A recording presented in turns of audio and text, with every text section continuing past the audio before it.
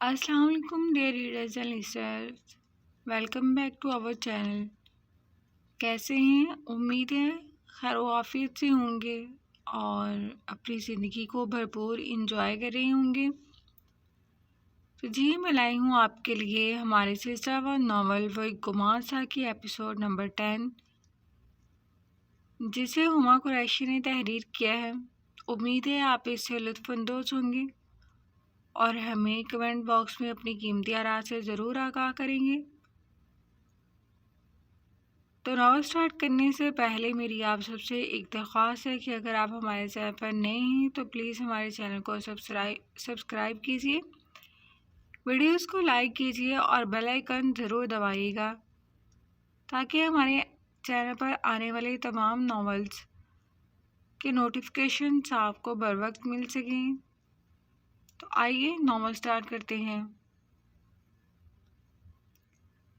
سفید کڑکڑاتے شلوار سوٹ کے ساتھ پرنس کوٹ پہنے وہ اپنی مکمل تیاری پر ایک آخری نگاہ ڈالتا اب باہر جانے کے ارادے سے ثانیہ کو میسج کر رہا تھا۔ در حقیقت وہ خود کو اس محفل میں مسفٹ فیل کر رہا تھا۔ اس سے قبل وہ اپنے ارادے پر عمل پیرا ہوتا۔ ثانیہ تیزی سے روم میں داخل ہوئی تھی۔ شارق ریڈی ہو تم؟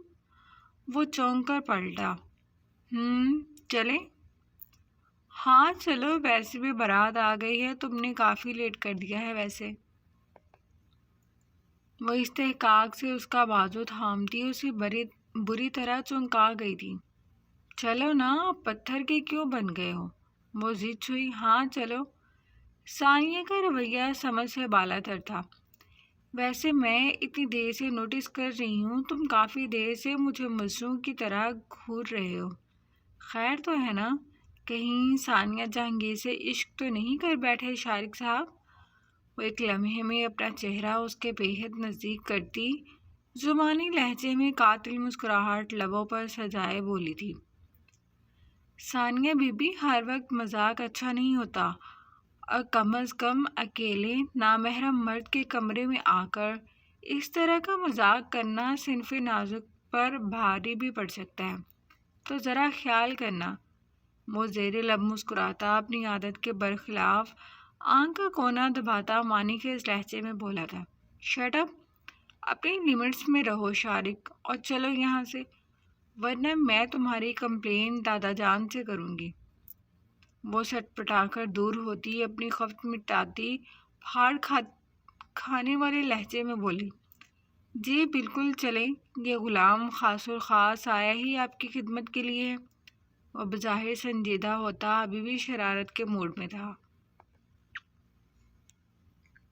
چلو، وہ تیزی سے بولتی خود غائب ہو گئی تھی، جبکہ وہ بھی مسکراتا ہوا باہر کی جانب بڑھا تھا۔ اس کے ایک ہی جملے پر اس کی ساری ہمت پل میں ہوا ہوئی تھی۔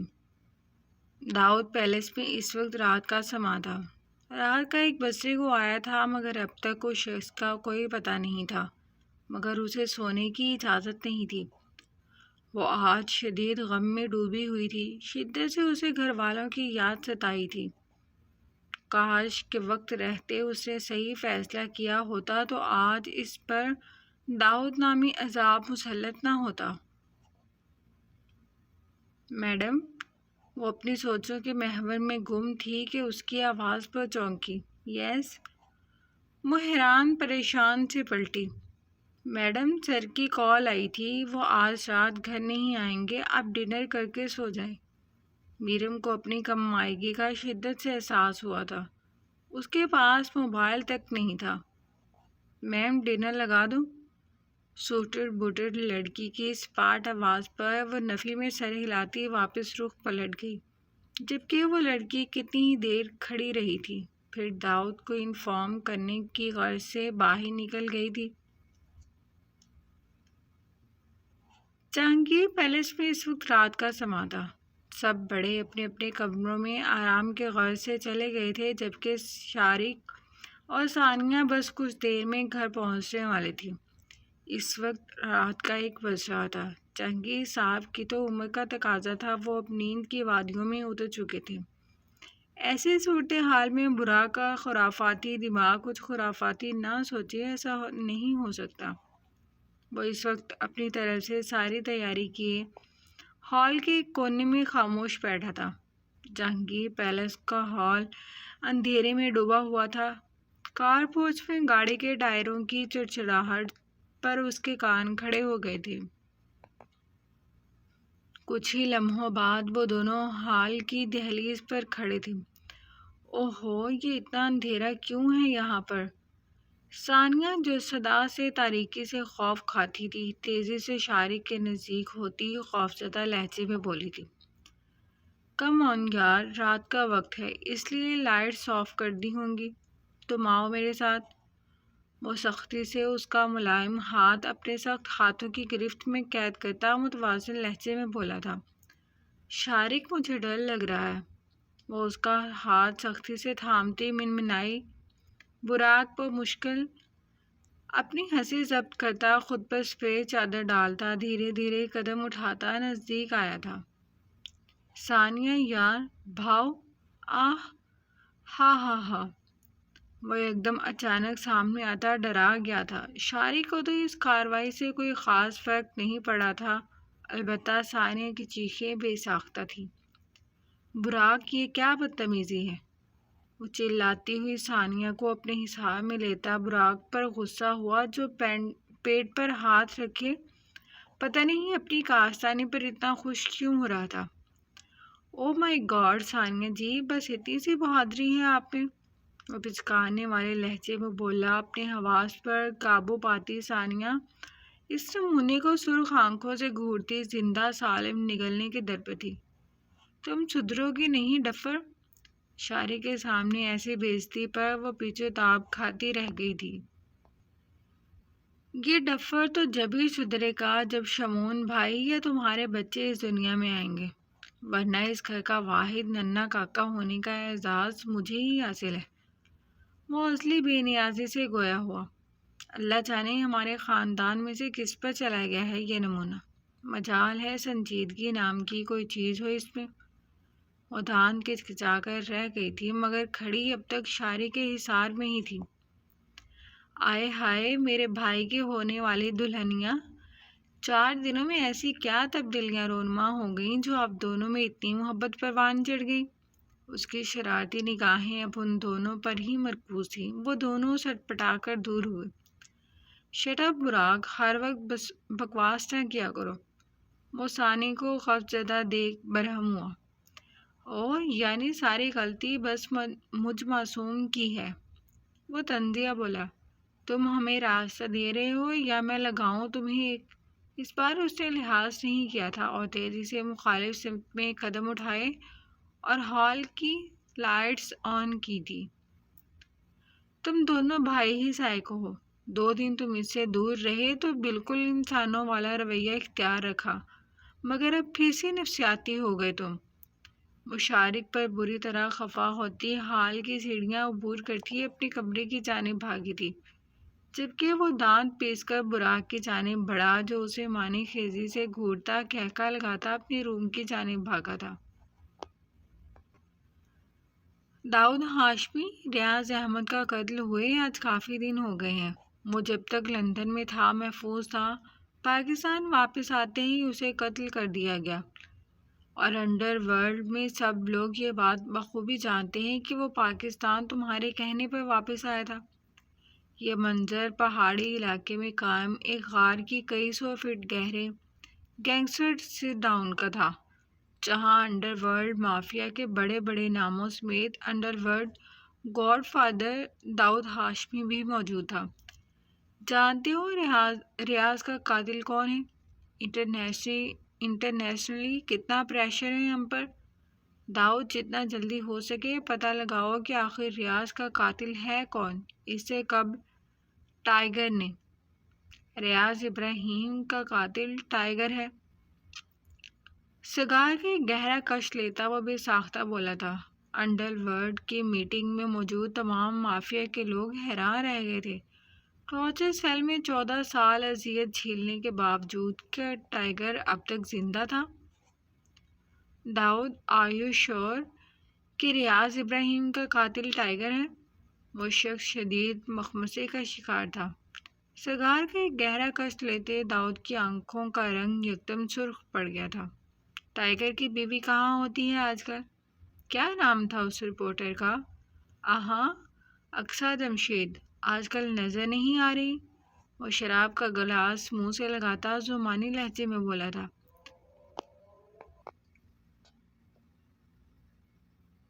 وہ رپورٹر آج کل لندن میں ہے، اپنے لے پالک بیٹے کے ساتھ، مگر خیریت؟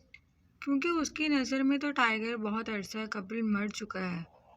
وہ لوگ اس وقت اپنی ہی باتوں میں مشغول تھے۔ نظر رکھو اس لڑکی پر اور بیرسٹر کے خاندان پر بھی۔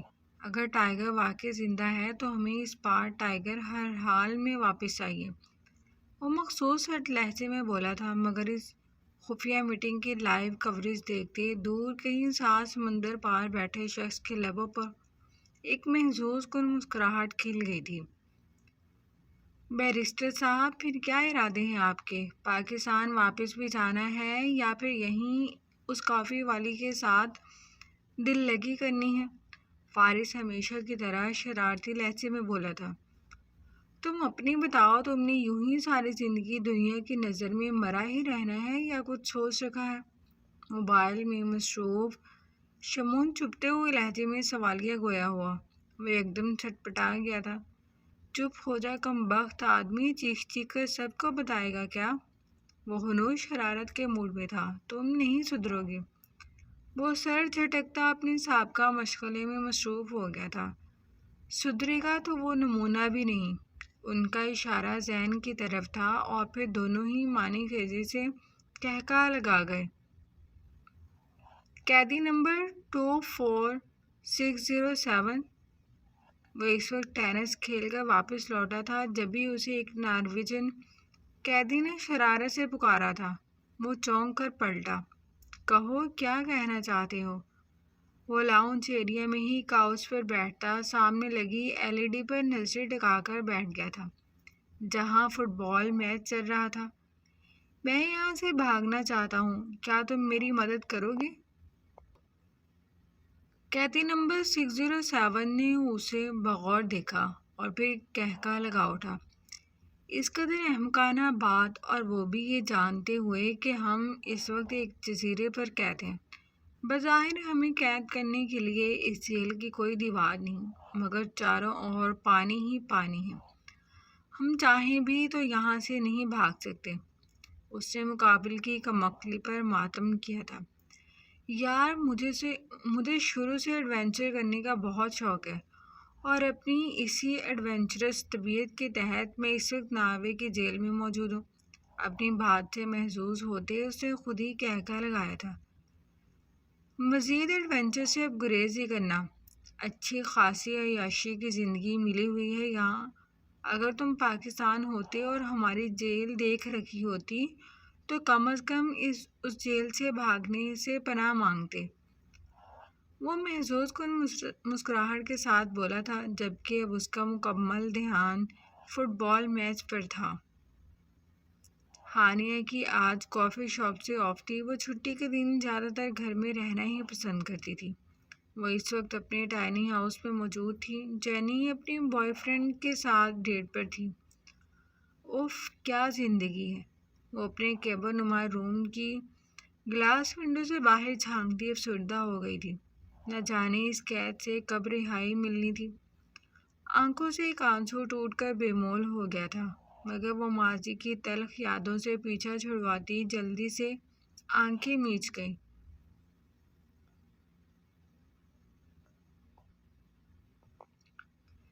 نہیں، پلیز جانے دو، میرا قصور کیا ہے؟ پلیز جانے دو مجھے یہاں سے۔ میں کہاں ہوں؟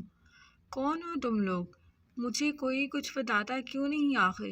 تم لوگ کب میرا پیچھا چھوڑو گے؟ اسے اتنا یاد تھا کہ وہ کسی محل نما گھر میں تھی، مگر وہ یکایک اچانک سے ایک ٹارچر سیل میں کب آئی؟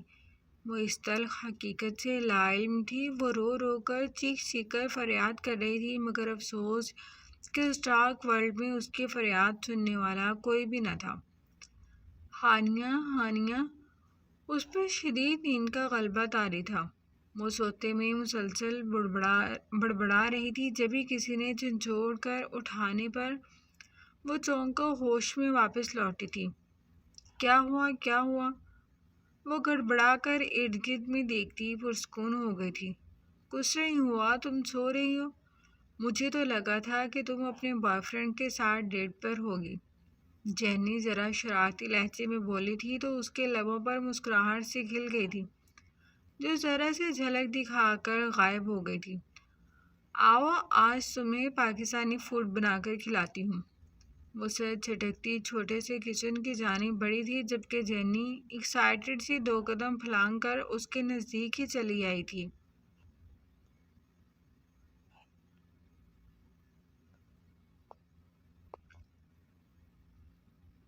اقصیٰ اس وقت عجیب مخمصے کا شکار خاموش بیٹھی اس مسٹری باکس کو گھور رہی تھی جو آج اسے ملا تھا۔ اس میں شاہزین کی کچھ ٹارچر سیل کی تصاویر موجود تھیں، ساتھ ہی بہت سی ایسی چیزیں جن پر یقین کر پانا مشکل تھا۔ نہ جانے اب کون تھا جو ہاتھ دھو کر اس کے پیچھے پڑ گیا تھا۔ ایک طرف وہ مجسمہ، عجیب و غریب مسٹیریس نمبر، کتنی ہی بار اس کا دل کیا کہ وہ اس کے متعلق مسز ابراہیم سے بات کرے مگر پھر خاموش ہو گئی۔ آخر وہ ان سے کسی بھی قسم کا کوئی ذکر کرتی تو وہ اس بات کا پتہ سیف کو بھی لگتا، پھر وہ کیا کرتی؟ کرن کی بات اس کے لیے پریشانی کا سبب تھی۔ اقصیٰ، وہ مسز ابراہیم کی آواز پر چونکی۔ جی؟ اسے جلدی سے اپنے تاثرات پر قابو پاتے باکس ایک طرف کو کرتے سوال کیا پوچھا۔ باہر کوئی شاہزین نامی شخص تم سے ملنے آیا ہے، کیا تم اسے جانتی ہو؟ اقصیٰ نے گہری تعصب بھری سانس فضا کے سپرد کی تھی۔ جی جانتی ہوں۔ اس نے محض اتنا ہی کہنے پر اکتفا کیا تھا۔ جبکہ وہ واپس پلٹ گئی تھی وہ بھی ایک سرد آب فضا کے سپرد کرتی ان کے ساتھ ساتھ روم سے باہر نکلی تھی۔ پاکستان میں اس وقت آدھی رات کا وقت تھا۔ ہر سو ایک عجیب سے وحشت ناک خاموشی چھائی ہوئی تھی۔ اپنے روم میں بیڈ پر لیٹے خواب و خرگوش کے مزے لوٹتے سیف کی نیند میں کسی آواز سے بری طرح خلل ڈالا تھا۔ نیم مدہوشی کی حالت میں ہاتھ بڑھا کر سائڈ ٹیبل پر رکھا موبائل اٹھایا اور تیزی سے کال پک کی۔ دوسری جانب جانے کون تھا؟ ہیلو؟ خمار آلود آواز سن کر دوسری جانب سے کچھ ایسا کہا گیا تھا جو اس کے حواس جھنجھوڑنے کے لیے کافی تھا۔ ٹائیگر زندہ ہے؟ موبائل کان سے لگائے بیڈ پر نیم دراز سیف اچھل کر رہ گیا۔ بے یقینی اس قدر تھی کہ موبائل گرفت سے نکلتے نکلتے بچا تھا۔ واٹ؟ کیا بکواس ہے یہ؟ چہرے پر حیرانگی امڑ آئی۔ بکواس نہیں، حقیقت ہے، یقین نہیں آتا تو یہ ویڈیو دیکھ لو۔ سیف کو لگا وہ جو کوئی بھی تھا صرف گمراہ کرنا چاہ رہا تھا۔ ویٹ، اقصیٰ کہاں ہے؟ سیف کی نیند بھگ سے اڑی تھی۔ میں نے پوچھا اقصیٰ کہاں ہے؟ ٹو رات کے 3 بجے اس وقت تیز آواز میں دھاڑنے پر نرمین خوف سے اٹھ بیٹھی تھی جبکہ دوسری جانب کال پر موجود ہستی اس کی بے بسی سے ہیس اٹھاتی خاموش ہو چکی تھی۔ جبھی واٹس ایپ پر ایک ویڈیو فارورڈ کی گئی تھی۔ وہ جیسے جیسے دیکھتا جا رہا تھا اس کی حیرت کے باعث آنکھیں ابل پڑی تھی، ایک پل کو سانس تھم گیا تھا۔ 14 سال، ہاں 14 سال بعد یہ چہرہ دیکھنا نصیب ہوا تھا مگر اس قدر اذیت، اتنی تکلیف۔ سیف کی آنکھوں کے سامنے اندھیرا چھا گیا۔ وہ کسی ٹارچر سیل کی ویڈیو تھی جہاں اسے بیڈ پر لٹا کر الیکٹرک شاکس دیے جا رہے تھے اور وہ بے آب مچھلی کی طرح بری طرح تڑپ رہا تھا۔ سیف کیا ہوا؟ اپنے سر تھام کر بیٹھتا وہ خاموش ہو گیا تھا۔ سیف کیا ہو گیا ہے آپ کو؟ نرمین نے اس کا شانہ پکڑ کر جھنجھوڑ ڈالا تھا جو شاید کسی اور ہی دنیا میں گم تھا۔ سیف پلیز کچھ بولیں، آپ مجھے پریشان کر رہے ہیں۔ بے بسی سے اس کی آنکھوں سے آنسو ٹپک گئے تھے۔ وہ اس کا ہم سفر تھا، وہ جب پریشان ہوتا تھا تو نرمین کا دل ہول جاتا تھا۔ نرمین جو حقیقت مجھے اس وقت دکھائی گئی ہے، اگر وہ سچ ہوا تو بہت غلط ہو جائے گا، سب غلط ہو جائے گا یار۔ اللہ نہ کرے، کیسی باتیں کر رہے ہیں؟ اکثر ٹھیک تو ہے نا؟ پہلا خیال اسی کا آیا تھا۔ ہاں اکثر، کال کرو اسے، ایک دم اس کا خیال آیا تھا۔ اس وقت سیف؟ وہ حیران ہوئی۔ ہاں نرمین، اس وقت، وہ جھنجھلایا۔ اوکے ریلیکس، میں کرتی ہوں۔ سائڈ ٹیبل سے موبائل اٹھاتی اس کا نمبر ڈائل کر چکی تھی۔ کیا ہوا؟ وہ اس کا مایوس چہرہ دیکھ پریشان ہوا۔ وہ کال ریسیو نہیں کر رہی۔ سیف نے چہرے پر ہاتھ پھیر کر خود کو ریلیکس کیا تھا۔ مسز ابراہیم کا نمبر ڈائل کرو۔ اسے کسی حال چین نہیں تھا جب تک وہ اس کی خیریت نہ پوچھ لیتا۔ نرمین نے سیف کے عجیب تاثرات دیکھ جلدی ایک نمبر ڈائل کیا تھا۔ ہیلو، معذرت آپ کو تنگ کیا، ایکچولی اکثر کال ریسیو نہیں کری تو ہم پریشان ہو گئے تھے۔ اس نے لب چباتے جلدی سے کہا۔ اوہ اچھا، نہیں کوئی مسئلہ نہیں، بس ویسے ہی زیان کی طبیعت ٹھیک نہیں رہتی نا، تو اس لیے۔ جی پاکستان میں اس وقت رات ہو رہی ہے مگر ہم جاگ ہی رہے تھے۔ الوداعی کلمات ادا کرتے نرمین نے رابطہ منقطع کر اپنی جانب سوال کی نظروں سے دیکھتے سیف کو دیکھا۔ ٹھیک ہے سیف، کچھ نہیں ہوا اکثر کو، وہ اپنے کسی دوست سے ملنے باہر گئی ہوئی ہے۔ سیف نے اس کی خیریت ملتے ہی اللہ کا شکر ادا کیا تھا۔ ویسے وہاں کون دوست آ گیا اس کا؟ وہ متجسس ہوا۔ کیا ہو گیا سیف آپ کو؟ اتنے مہینوں سے وہاں ہے، مل گیا ہوگا کوئی میڈیا کا شخص؟ آپ کو تو پتہ ہے وہ سب سے رابطے میں رہتی ہے۔ سیف سمجھ کر سر ہلا گیا، مگر سوچے اب تک ٹارچر سیل میں بربریت کا نشانہ بنتے شاہزین پر اٹک گئی تھی۔ کیا وہ واقعی میں وہ سب فیس کر رہا تھا؟ سیف سو جائیں پلیز، رات بہت ہو رہی ہے، صبح پیر کا دن ہے، ڈیوٹی پر بھی جانا ہے آپ کو۔ وہ کمبل اوڑھ کر جمائی روکتی اسے پریشان سا جاگتا دیکھ بولی۔ سو جاؤ تم، میں بھی سو جاؤں گا کچھ دیر تک۔ اب تو اسے نیند خاک ہی آنی تھی، مگر پھر بھی نرمین کی خاطر وہ اپنی کیفیت پر حتی الامکان قابو پا چکا تھا۔ آج کی رات تو آنکھوں میں ہی کٹ جانی تھی۔